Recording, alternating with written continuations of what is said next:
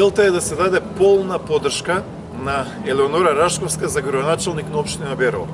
Затоа што има одлична програма, затоа што беровчани ја знаат, не само во градот, тука и во околните села, затоа што имаме одличен тим во советничката листа, луѓе кои што ги знаат граѓаните и многу е важно да имаме поддршка во Советот. Значи, идната градоначалничка на општина Берово треба и мора да има солидна поддршка во Советот. Време е за промени во Берово.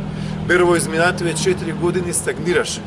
Не се правеа проекти во Берово, напротив, екзодусот од Берово и од Мелешевијата е најголем во историјата на Македонија. Значи, мора да имаме проекти, мора да имаме промена во Берово, мора да имаме нова енергија, а мислам дека Елеонора Рашковска и нашите советници ја даваат таа порака. Апсолутно младите се во фокусот на ВМРО ДПМН. ВМРО ДПМН води грижа за младите и сакаме младите да ни останат тука, во Македонија.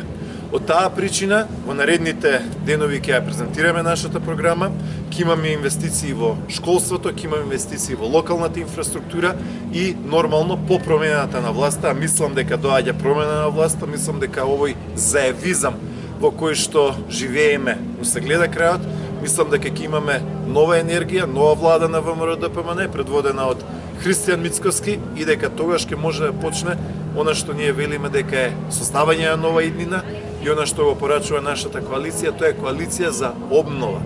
Обнова на Македонија, затоа што Македонија сега е руинирана економски, руинирана е во делот на националните прашања, руинирана е во делот на иселувањето и екзодусот и во сите оние прашања кои што со право ги тиштат нашите луѓе. Од Зоран Заев ништо не очекувам.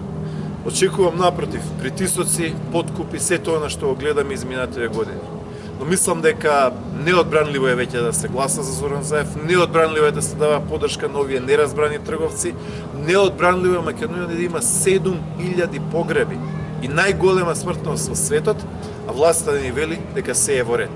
Во ситуација во која што ни изгореа и живи луѓе, и болници, и шумите тука во Мелешевијата, а никој не презеде одговорност.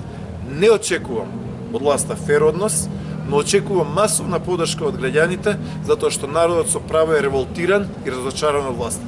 Мора да имаме промена на власта, мора да имаме промени на подобро, затоа што Македонија не заслужува да биде последна во се. Македонија заслужува да биде подобра, Македонија заслужува да победува, Македонија заслужува да се врати духот, виталноста, оптимизмот и еланот кој што толку многу го очекува.